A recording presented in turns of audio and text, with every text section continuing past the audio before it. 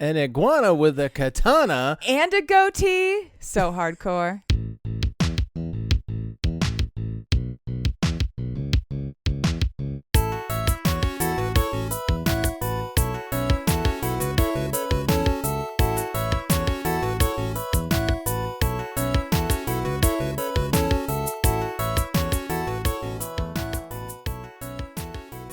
Hello and welcome to another episode of Cheap Smut. My name is Katie Mizell. And my name is Max Joy. And I'm still married to the same guy. Hello, how are you, Max? I am fine, despite the fact that my name has changed. My government name. Your government name. The government name that I signed. The same. Yeah, that I signed that ironclad marriage document. Yep. With almost 13 years ago now. That hasn't changed. How are you? I'm quite well, because I know that I have you under lock and key ironclad contract. Right? Needs to be broken up by like legal systems and courts and shit. You're stuck with me, motherfucker. That's fine. I don't want it any other way. This is how if you listen to the show enough, and I have, you'll notice a through line in my personality, and it's that I just sort of kidnap people and then don't let them leave me again. Yep. That's how it works. Sort of a forcible friendship situation, or in this case, marriage. Yeah, but honestly, it works out. I haven't had any complaints, though. People seem to like it. I love it because, again, cleavage, titties, bang it. Benefits of being my friend. Apparently, I have great cleavage. Amazing. Amazing cleavage. Thank you. And now the show, though it has been at various points in its life cycle, a celebration of your cleavage. It is not a celebration of your cleavage. It is a podcast where you read just utter filth, and then describe it back to me. Yes. And this is sort of the official like soft hard reboot. Soft and hard. Soft and hard reboot. Yep. The seems appropriate for us somehow. Somehow we're in a refractory period for this. How'd that dog get another fucking squeaky toy? Because you buy him. Because I love him and I give him nice things like squeaky toys. How many times I could have justifiably been like, stop, and wasn't, and didn't. There you go. Add it to the pile. I haven't bought him new toys in so long. Just that one, because it didn't have a squeaker in it. Exactly. And it was only $6. That's fine. That one's fine.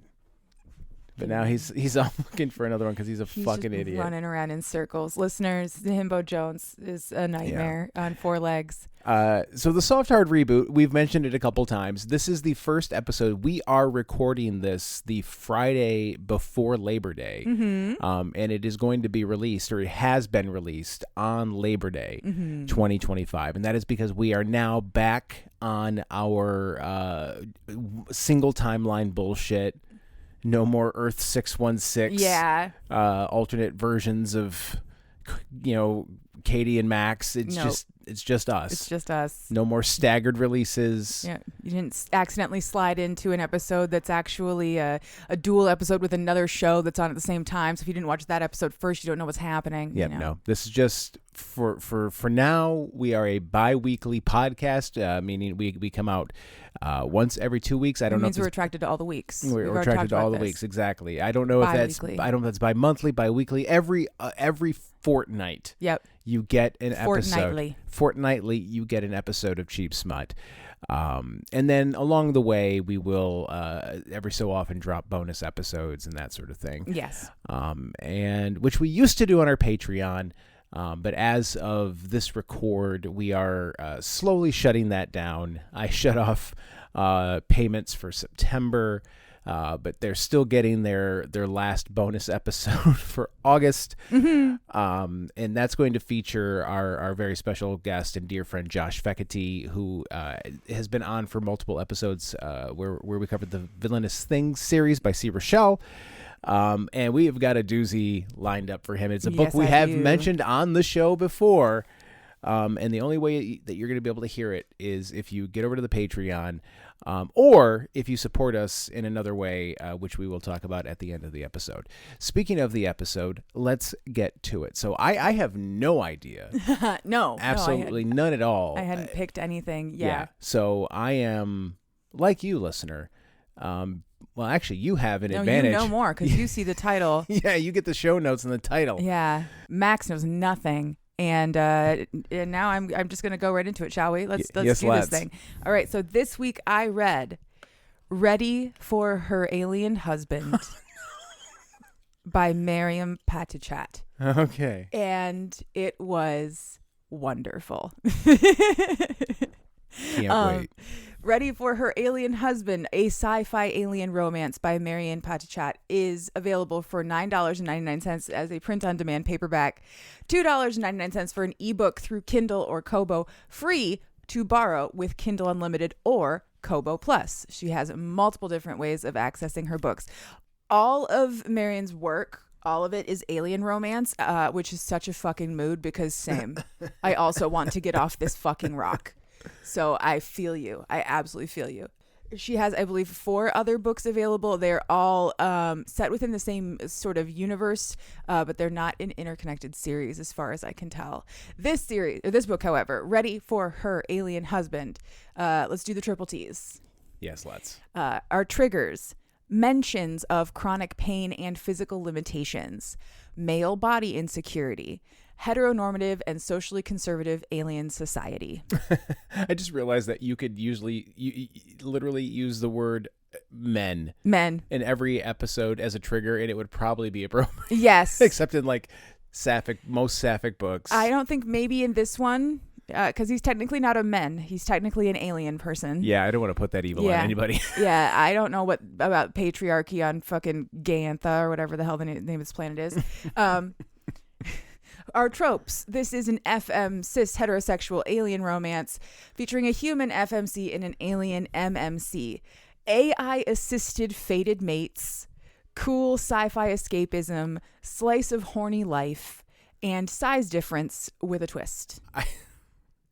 The last thing I would trust to AI is finding your fated mate. Is finding my fated mate. Because my fated mate would be Hitler. Right? Well, it would be some horrific near human with weird hands, right? And be Will Smith eating spaghetti. Yeah, no, I guess in this case, because the AI is an intergalactic supercomputer.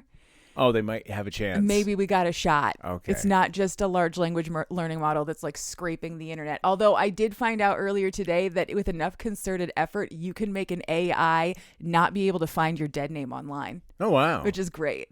I love that. You can just confuse it enough that it doesn't know what your dead name is anymore. Yes. Does it entail just typing my name over and over again into a Word doc? I don't know. Okay. I don't know what it is. I just saw it on Threads earlier. Someone was like, fuck it. We did it, guys. The AI cannot tell you what my dead name is. Yeah, of course it can't because it's a large language. Anyway. Yeah, it doesn't matter. Anyway, for our titillations this week, we have hornplay.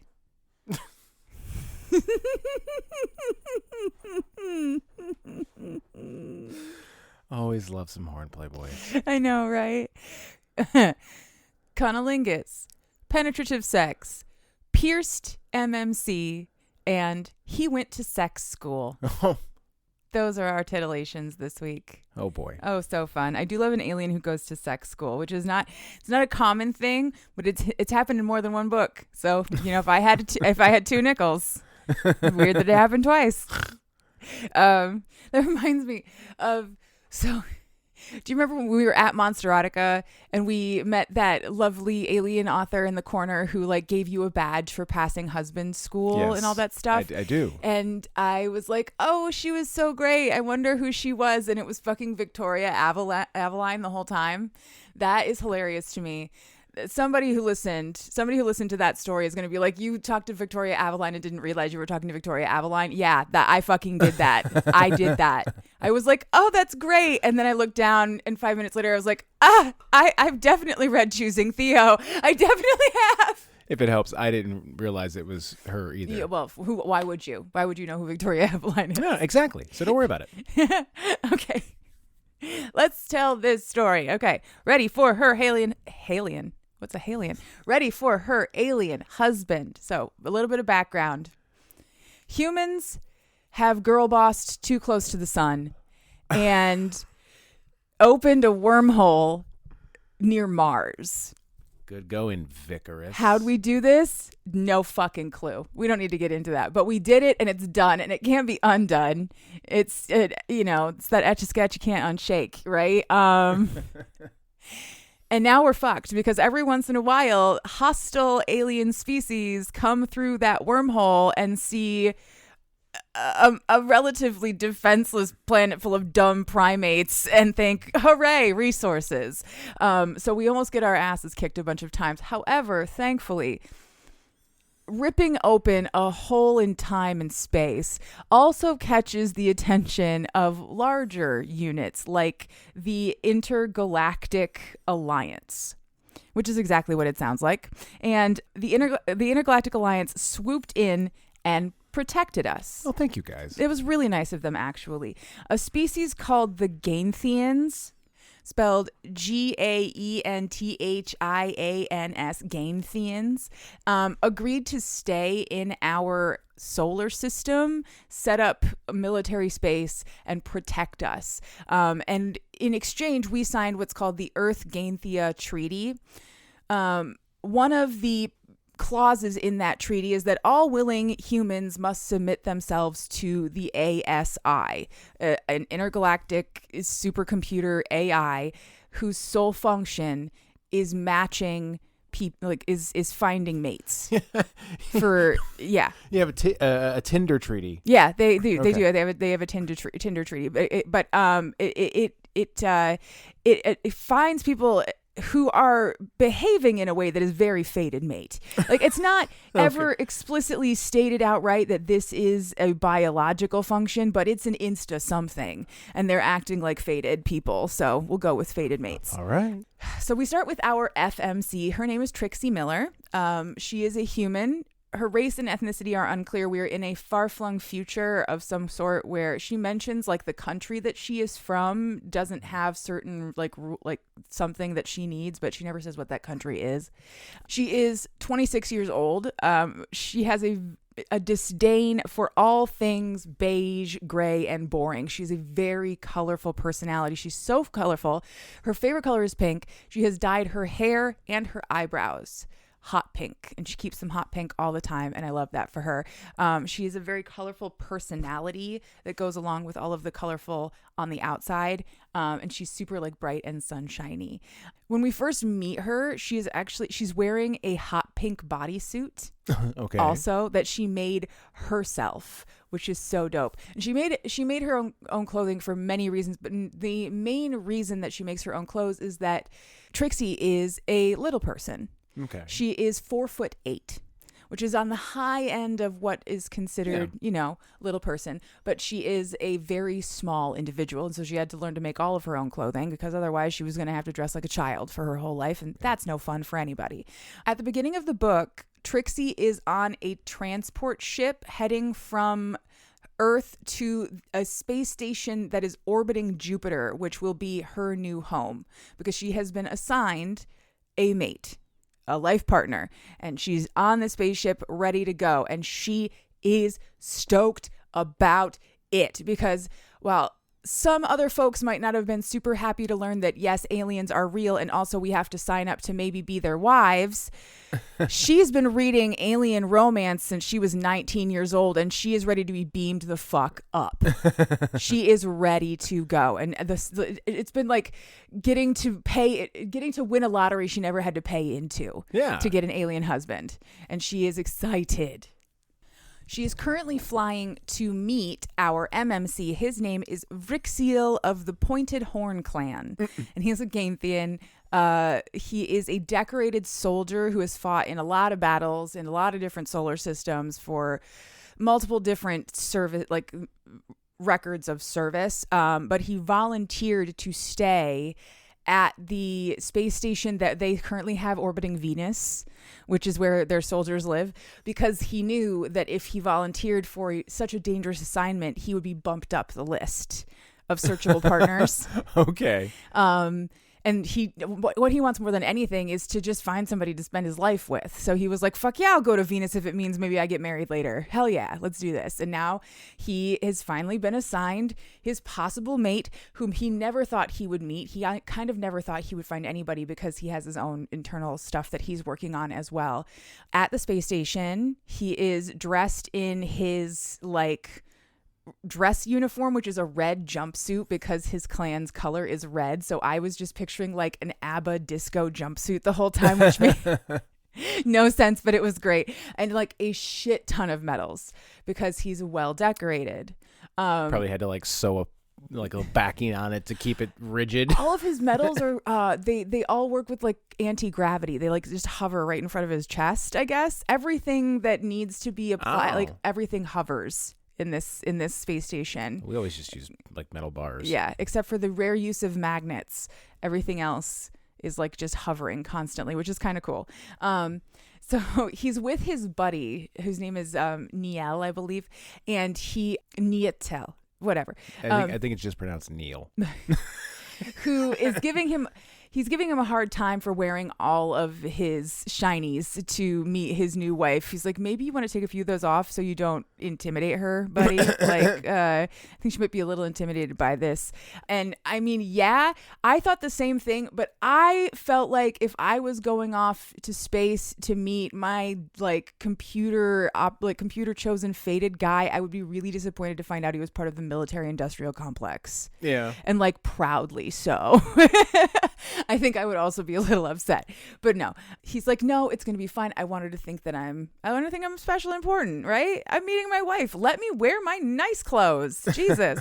So they go out to the hangar where the ship is docking. She's supposed to stay in her seat, but she can't. She's bouncing on the balls of her feet, waiting. She gets up to stand right in front of the like docking door that's going to slide down, big dramatic entrance. And in her head, she's thinking, all right, I hope you're ready to meet your awesome wife. I am going to be the most awesome wife. Yes. The door lowers. He's standing at the edge of the dock waiting for her. They make eye contact and she faints. Of course. A little disappointed you didn't faint when you saw me for the first time. Thank you. No, I didn't faint. I just sort of sat there. Yeah, basically. Continued to sit there. Yep. Yes.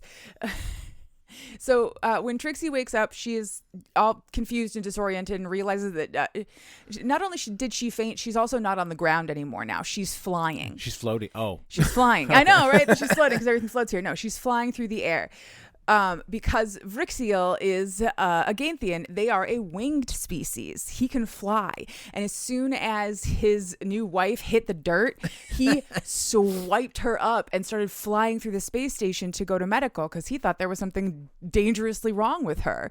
So she wakes up and she's delighted because she's being held by this very handsome dude. She looks up and she sort of takes them all in.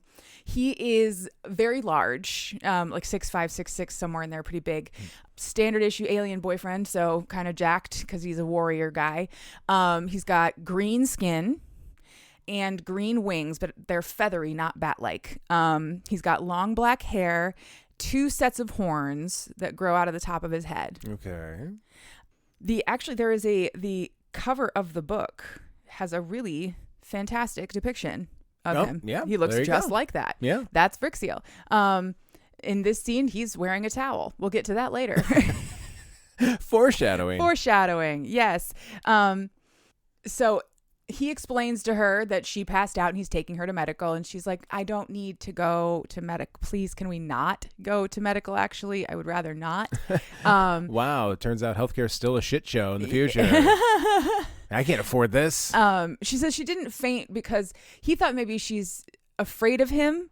Or once she says she's not sick, he thinks maybe she was afraid of him. She says, no, I just kind of got overwhelmed by all of this. And she probably forgot to breathe or something. She's very excitable. She probably just forgot to breathe a little. She's fine. She wants to know if they can just go and get married. Can we just fly to wherever it is that we're going to go get married? No, not yet, because the altar is already being used by somebody else. They only have one, and they just sort of cycle through it. We just got the one altar for weddings. For human weddings, yes. Oh, okay. They have other altars for other spaces for other kind of union ceremonies, but they only have one human wedding altar. I hope they have a better reservation system than like a park pavilion. Oh my God, right? And then they can just show up and say, "Well, we never did a reservation before." Yeah, that wasn't based on a real life story that happened to us or anything. Fucking assholes. Those guys were dicks. So the Gaenthians are a very traditional and very proper species. They have very high manners and they wear very fancy clothes. Ask me about house dresses in the Gaenthian culture. So when she says that she just wants to go get married, and he says, "No, we can't. Not yet, because we have to wait until the space is available." She says, "Okay, and then just take me home. I just want to go with you. I just want to be in your arms." And he is immediate like, "Oh, I don't know what I'm going to do about this." Like he's his like proper little Gaenthian hearts, actually. He's got two. Just don't really quite know how to handle it. So, but he flies her back to their apartments that they have on this space station. It's this massive space station that's orbiting Jupiter. They have a view of Jupiter from their bedroom, which is super dope. And when they get there, the first thing he shows her is he is a metal worker. That's what he does as a hobby. And he made little hearts out of metal and attached them to their front door with magnets as a welcome. And that's just so fucking cute, my guy. There's the rare use of magnets. I know. Yep. I just said the rare use of magnets. So it's around this time that he first calls her I think he says his precious bean or his sweet bean. He calls her his bean all the time. All the time he calls her bean. And when he calls her that, her first thought, she gets really mad. She's like, "Is that a joke about my height? I know I'm small, but is that a joke about my height?" And he doesn't know from like human size. Yeah, she's like, "I will have you know that I am a pocket-sized princess and fucking proud of it. You will not say shit about my size." And he says, "No, it's because I like beans. They're my favorite food from your planet. I just thought it was a cute nickname." Yeah, beans of all things. That's his favorite food from our planet is beans. Who is he? Rhett McLaughlin? I mean, beans. So okay, they go into the apartment on the ship, and we get to see this really cool space that Miriam has made up. Marion has made up. A lot of this book, it's a slice of life book. There's very little in terms of plot. There's almost nothing in terms of drama. It's all about all the cool shit she made up to go on a spaceship. The stakes is low. And the speculative sci-fi is high. It's super cool. So they go on a big long tour of their now apartment and all the cool stuff that's in there. So most of the furniture is Gaenthian. So all of the flat surfaces hover and can be raised and lowered at will, but they all just sort of hover.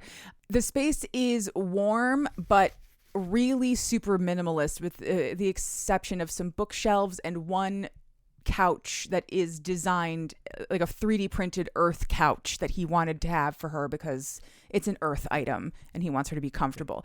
Otherwise, he wants her to have her like mark on this space. He left it bachelor pad blank. Yeah. Except for the katana. He's got to keep the katana. And his iguana. Yep. The super cool iguana katana. No, he... An iguana with a katana. And a goatee. So hardcore. So he takes her through the space. He apologizes if it's like not absolutely perfect. He's like, "I will burn it to the ground if it's not exactly what you want." I'm sorry, like they don't have a full kitchen is one of the big things. He does not have a full kitchen because they're on a spaceship. These are apartments, right? You don't have a full cooking space. Yeah. And she says, "You know what? I have chronic pain issues. I can't stand for long periods of time. So it's fine that there isn't a kitchen here anyway, because I can't really stand for like 8 hours to make a meal." She she goes into the bedroom next, which is again similarly minimalist, but we're here for the description of the bed. So they sleep in like this big clamshell like contraption, and instead of a mattress, it's like a cool to the touch dry gel. Oh, it's a gel kind of substance. Do you have a pull out or something? Trixie calls it jelly, and Vrixiel's like, a what now? He doesn't really really understand exactly what she's trying to explain, but he tries his best to explain, like, no, this is what this actually is, as they go around to the various rooms. Though he does say that the gel it's very comfortable, it's very good for sleeping. It behaves similar to something like a memory foam when they actually do touch it later. But that it is best if you sleep on it without clothing. And she gets a little flirty and starts talking about how, she likes to sleep naked at home anyway, and things get a little hot and steamy. They're in the bedroom, close proximity. And then eventually she steps into his space again, and she gives him a kiss, and it's their first kiss. It's awesome. It's excellent. Of course, we love that for us. And he like lays her down on the bed immediately. They were going to go right at it, but she stops him. Partially out of nerves, but partially because she also has a personal rule, and that's that she doesn't go to bed until she's had a shower. So she needs to go and have a shower. Please, can we go to the shower? Absolutely, yes, we can go to the bathroom. So then we go into the bathroom, where we take 5 minutes to learn about the crazy alien toilet, which was another really great bit of speculative sci-fi. It's a nanoparticle toilet. So it's described as like a pair of black boots just sitting on the ground. And then when you touch them, they crawl up your legs like venom until your entire lower half is encased. And then you can do whatever you please to release your excretia, as they call it in the book. And the nanoparticles immediately degrade it off of your body, and you're left clean. You have a pull-out toilet? They also have a pull-out seat in case you prefer to sit down. Oh, but the thank seat Christ. itself also hovers. Oh. So it can hover at whatever level. He then shows, so he demonstrates not how to actually release your excretia, but how to make it work. And then he shows her like all the other things, like here, the bathroom sink, you can raise it and lower it, and the mirror too, everything, it goes up and down. It's all just hovering. And she kind of starts to cry, and he thinks, oh fuck, I fucked up somehow. What did I do and how can I fix it? And he asks her, like, what did I do? Did I make you sad? And she's like, no, this is the best. You don't understand. I have spent my entire life being tiny, and none of my world accommodates me. And I don't have to climb on chairs anymore. I don't have to have weird grabby hands anymore. I can just raise and lower things to my height for the first time ever. This is amazing for me. I love it. And so she just starts crying, and he's like, oh, good. Thank God. He then asks her how he can make her smile again. And she's like, well, I still need that shower. So why don't we do that? Yes. Though at this point she has said she only wants to shower, just take the time to get to know each other, naked even, sure, but like maybe let's not have sex right this very second. She doesn't turn down his offer to wash her either. Because who doesn't want somebody else to wash their hair for them? Until he gets out this weird alien power washer. Right?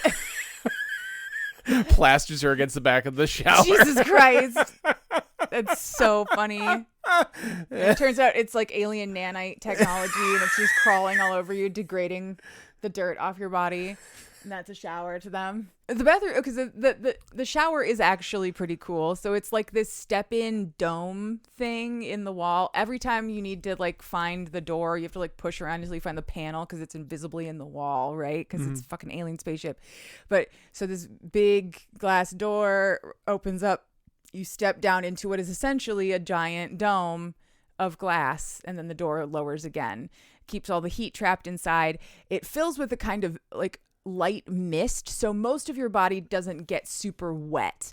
And then they have like a hovering shower head. You can pick it up and move it around wherever you want. And that's how they get like the actual like pressure of water that they need. It was a really cool thing. It all sounded amazing. The shower sounded really cool. Also, the floor is made out of sponge. So it's super soft, which is great for later, you know. I thought it was a terrible idea until you said that. But then I'm just like, oh, but sponges are just bacteria farms. Oh, no. Well, it's alien sponges. Again, like she's marveling at the fact that it's not wet. The sponge itself is not wet, even though they've been in the shower for a while. Okay. Like, okay, so maybe it doesn't.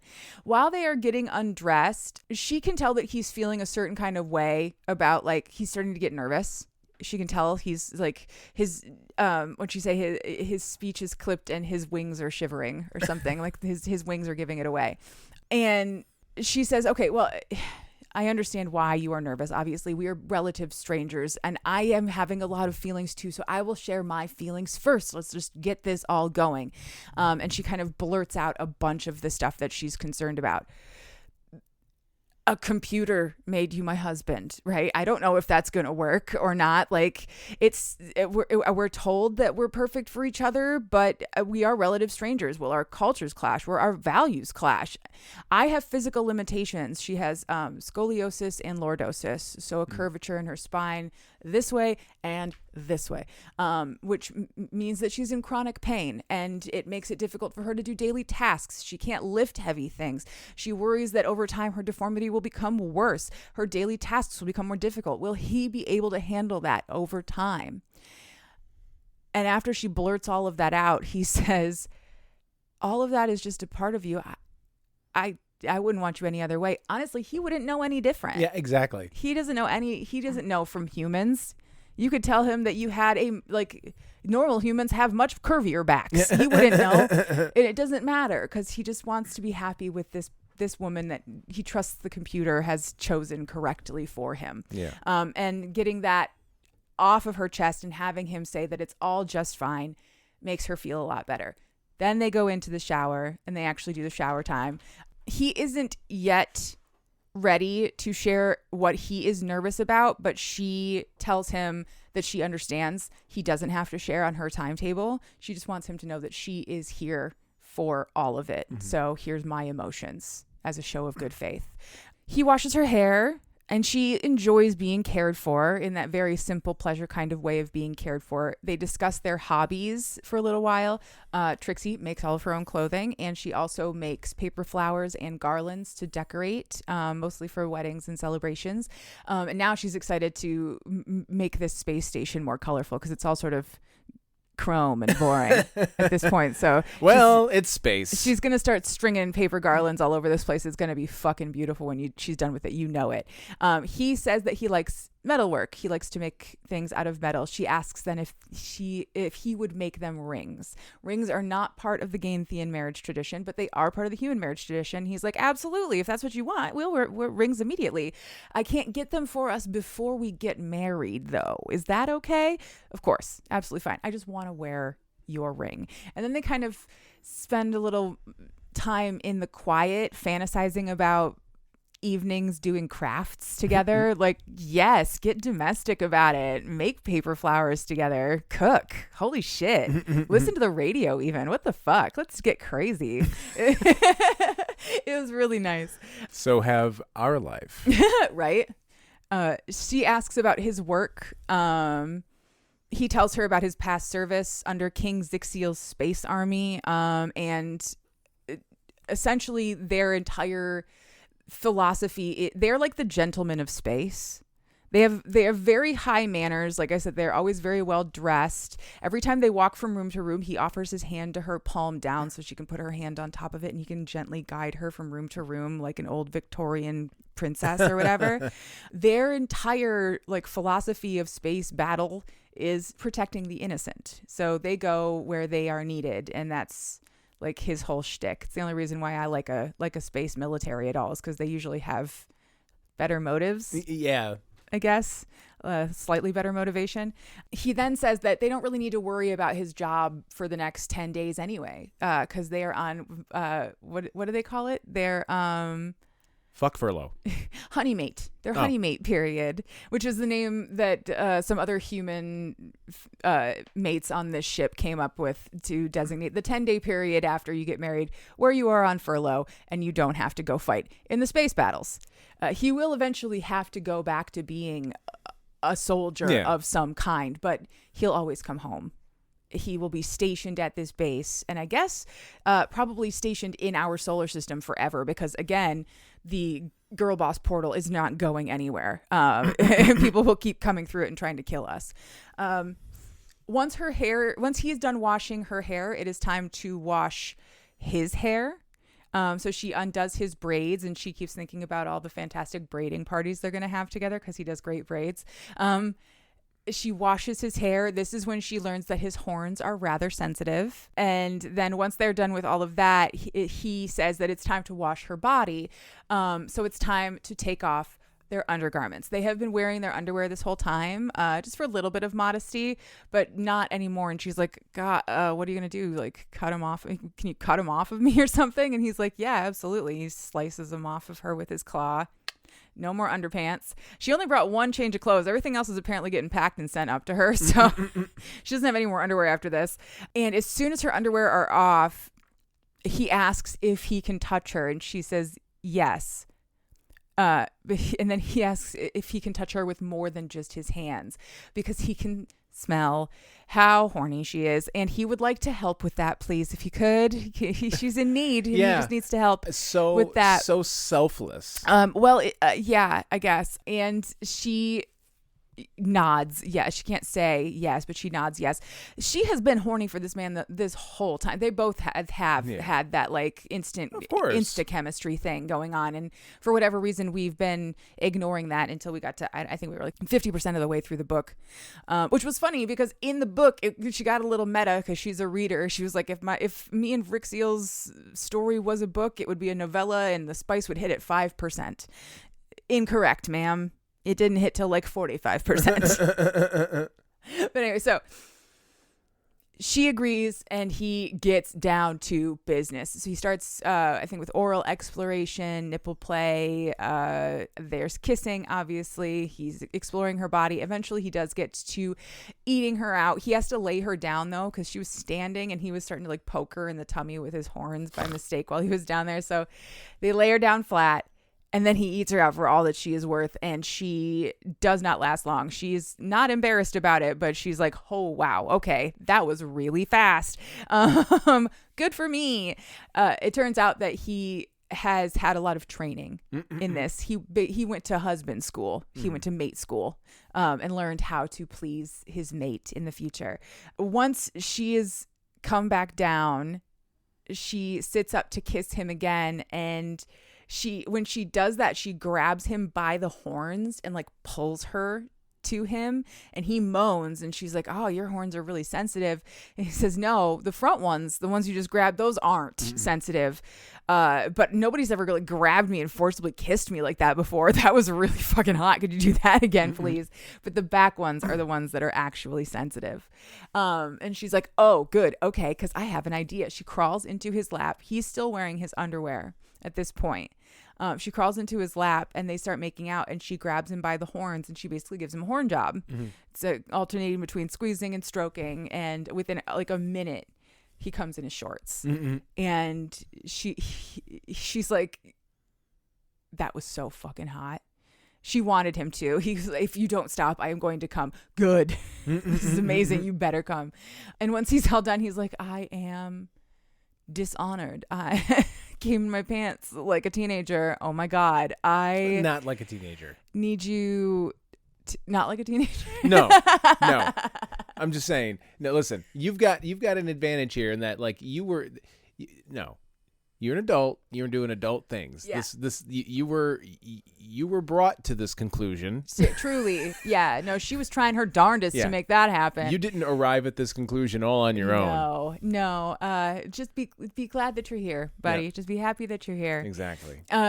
But so after he has come down from that as well, he kind of gets a little stiff and formal and weird, and asks to please finish the shower on his own, and he'll meet her back out in the living quarters. And for a moment, she's kind of hurt by that. It feels like a pretty sudden rejection after all of that, but also he's got his own shit. They've only known each other for a couple of hours at this point. So if he's not willing to share all of his intimately held personal secrets and deep vulnerabilities, then okay, I'll see you out in the living room in a few minutes. That's fine. And he watches her walk away like, oh my God, she's fucking amazing. She's amazing. She's giving me all the space I need. Yeah, buddy. She gave you 2 hours. Yeah. You people, you demand a lot of each other right up front, don't you? That's why this is so great. No, so he finishes his shower and he's thinking to himself that eventually he's going to have to share his shame with her, his secret fear. And when he does, hopefully she will stay with him. But if she doesn't, he will understand. While he is finishing showering up, she goes out and checks her wardrobe because she gave all of her measurements and stuff when she applied for this program so that clothes could be made and available to her when she arrived, in the style of the culture that she was marrying into. All of her clothes are now Horned Clan red. That is how they demarcate their spouses. You wear their color, now you're theirs. Easy peasy. So all of her clothes are red or have red accessories or red accents on them. She picks a really beautiful tea dress. It's like I picture Ginger Rogers dancing in it. Okay. It's red. It's got like 3 layers of tulle underneath. It goes to just below the knee. Gorgeous, like little puffy sleeves. Yeah, I can see it. Yeah. You can see it, right? This is a Gaenthian house dress. That's it? This is what they wear. That's what they just wear fucking around? Fucking around the house. This is loungewear for them. Again, she should be tap dancing next to Fred Astaire. Looking like a 50s trad wife. Right? Exactly. Like a 50s trad wife, but with bright pink hair. Yeah. And he walks out of the bathroom in nothing but a towel, and she's dressed like this, and he's like, do you want me to get dressed? I haven't even had the decency to cover up my belly button. And you're wearing your house clothes, and I haven't even had the decency to cover up my belly button. So they are very conservative culture, is what I'm saying. Yeah, seriously. And she says, no, he wants to eat. He's had a bunch of food delivered. It's sitting in the kitchenette waiting. Why don't you eat while I go get dressed? She says, no, come eat with me. I don't want to have my first alien meal by myself. My first meal with my husband alone. That sucks. Come eat with me. So he sits down on the couch next to her, and they hover over this table basically. And he uncovers these 3 cloches of really, really odd looking shit. There's like bright yellow twigs and like weird purple leaves of some kind, and something that looks like an avocado that's just floating in a bowl of whiskey. An avocado. Thanks. Yeah. And like all these weird looking foods. And so she looks at him for a second, and then she starts laughing. She's like, this is a prank, right? Like, you 3D printed random objects for me just to see how I would react. And he starts laughing back. He says, no, it is a prank, but these are actual traditional foods from my home world. These aren't just objects. This is traditional food from my planet. But I did have them make the like oldest and weirdest shit I could find. Like just the to like Gaenthian version of an aspic. Exactly. He basically handed her the Gaenthian version of one of those weird Jello molds with tuna and cottage cheese in it, and to see how she would react. And she laughed. She thought it was funny. So this is a little moment of like camaraderie and joy. Look at us. We have similar senses of humor. This is great. And she does say she will try all of these foods. Yes, they're old and very traditional, and even normal Gaenthians think they're weird, but she will try all of them because they are all edible, and she wants to try them all. But he also did have his favorite Earth food brought for their first meal, and he uncovers one more cloche of edamame. Edamame beans is his favorite food from Earth, and they spend some time feeding each other little spoonfuls of edamame as they talk. This time they mostly talk hobbies again. The other thing that they both really enjoy is reading. Fucking love edamame though. Oh, aren't they so good? They're delicious. Love getting them, and they're like in their little fuzzy pods. Yeah, and if they do a little like good house seasoning on them, you just like, pop them in your mouth and so good. Yeah. Like the spicy edamame from fucking that one place. You know where I'm. Sagano? Yeah. Yes. Thank you. I couldn't think of the name of it. The spicy edamame from Sagano. He shows her his bookshelf of paperbacks that he has, his book collection, and they're mostly horror books.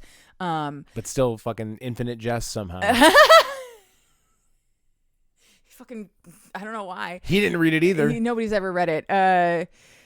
Anyway, and so he talks about his books that he likes, and she talks about her books that she likes, and her books are a little bit different. They're romance novels. They're about emotions and things that happens after the emotions. And he basically says, "Great, good."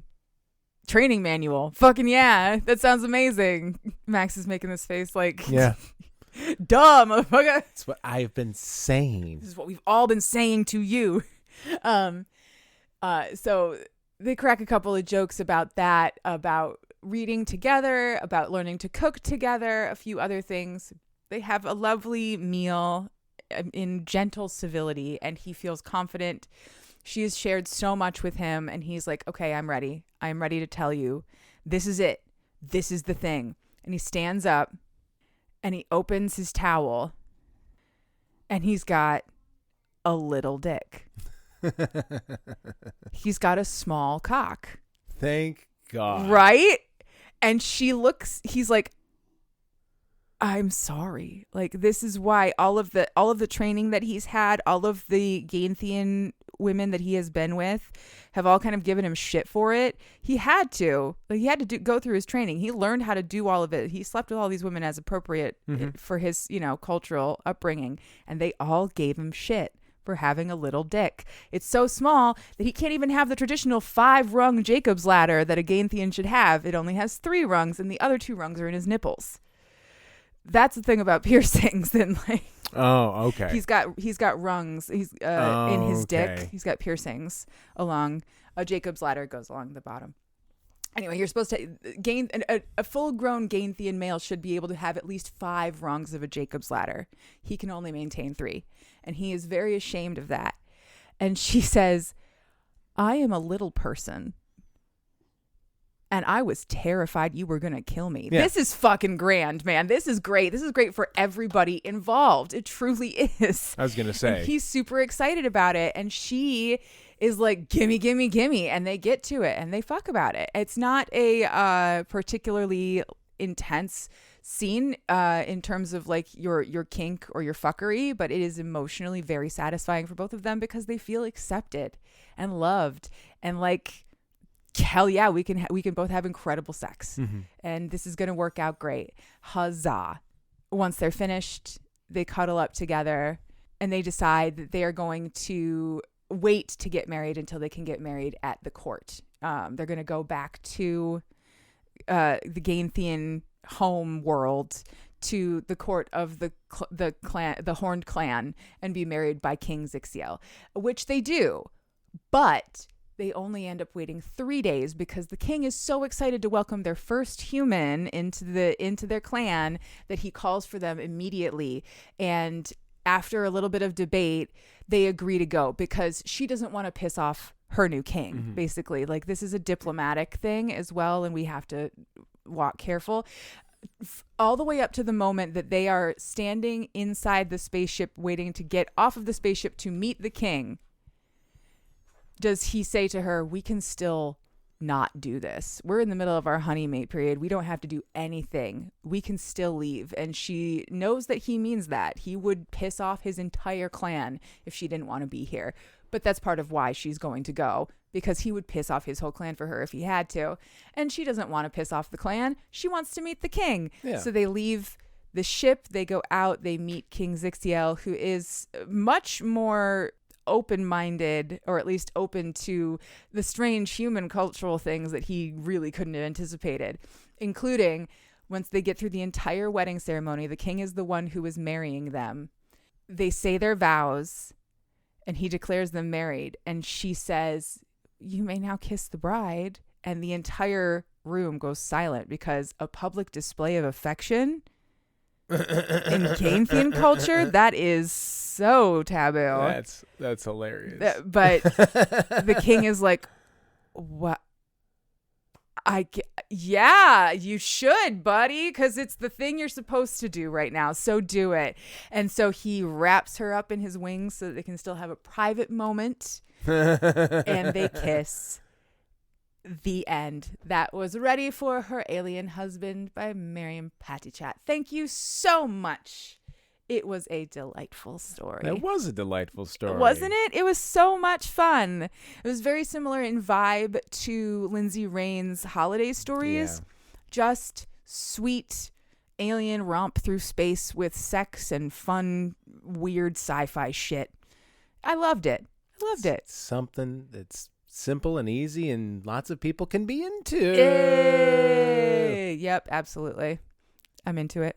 What are you into? What am I into? That is a good question. What am I into this week?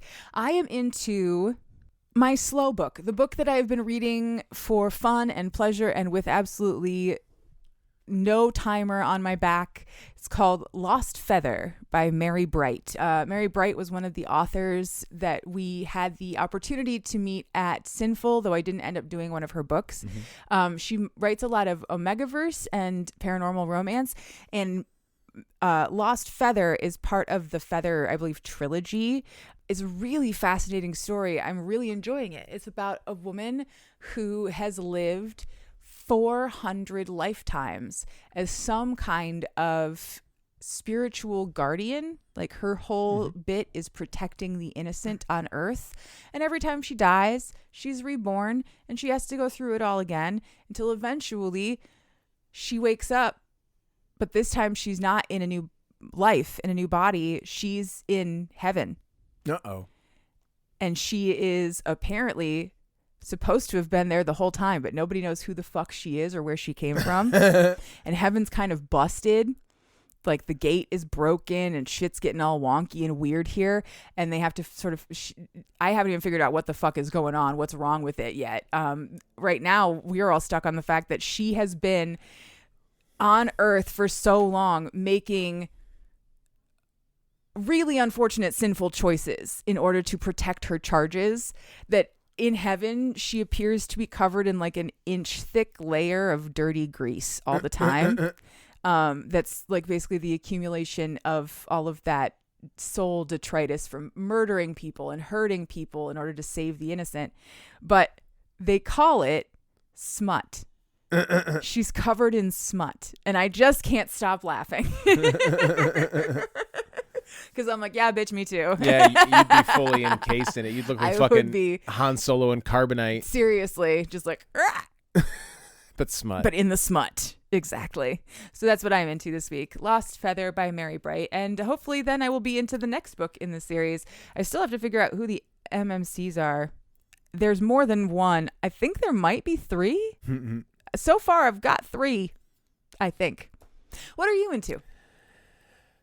Last week, I had the extreme privilege of getting to kind of like fold over time. I got to take you to a show at Factory 2 in Flint, Michigan. That was cool as fuck. But it was in celebration of the Flint Local 432.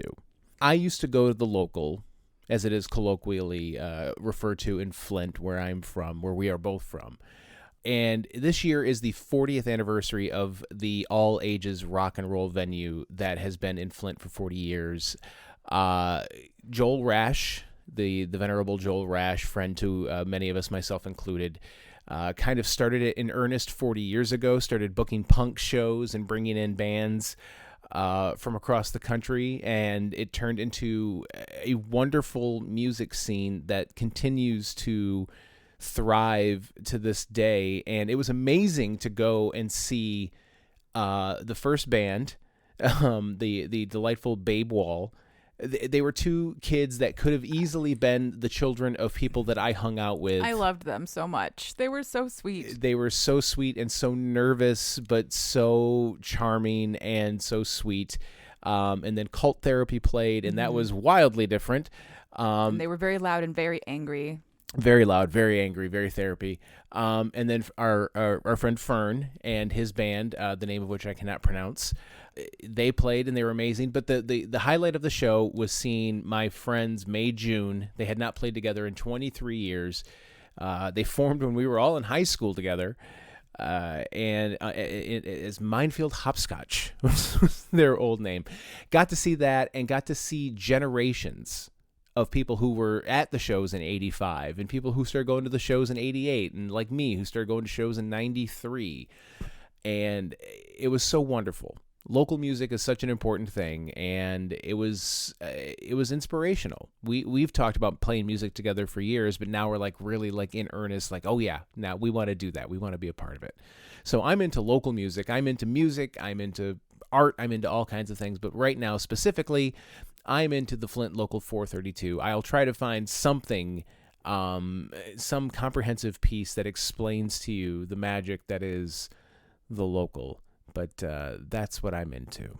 So I know we're kind of up in the air on what we're going to do for the format going forward. Do you have a book picked out? I do. Okay. Also, I do want to say that Fernando's band is called Fernando Silverio Silicio Sueño. There you go. We have linked to some of his music on the show before. Yes, we have. But they were great, and I really enjoyed them. Next week, I am reading My Billionaire Boss is a Vampire by Kate McDarris. Of course you are, and I look forward to hearing all about it. But in the meantime, you can find us on social media. We are on Instagram, TikTok, Blue Sky, Threads. All of the links are in the link tree, which is down in the show notes. If you would like to communicate with us via email, you can do so, cheapsmutpod@gmail.com. This is the last time that I'm going to be reading all of these names because we are shutting down our Patreon. That is right, we are shutting down our Patreon, but in 2 weeks I will elaborate further on how you can support us financially on Ko-fi. So just one more time, I would like to thank all of these fine people for supporting us financially throughout the past just under 2 years. Stargirl121, Patricia Kuykendall, Linda, Jimmy Bones, Jenny Allen, Catherine Zofrea, Tara Tappan, Katie Shepard, Lindsay Rain, Eden Knox, Zach, Zoe Barrett, Emily Purley, Aaron Manak, Miss Chris, Raven, Natasha Bear, Desiree Rodriguez, Local Mind Flayer Seattle number 42, Vincent Sultanfuss, Kitsune Inc., Cassie, Cassandra, Brian, Scala, April D. Berry, Dana Goddard, Stephanie Hawkins, Gemma, Lady Squishy Buns, Tia Esk, Rob Gatika, Angela McNichols, Katie Hurd, Gwendolyn Harper, Seneca O., and Rebecca K. The music that you hear in this and every episode is called Storytime by Max Joy.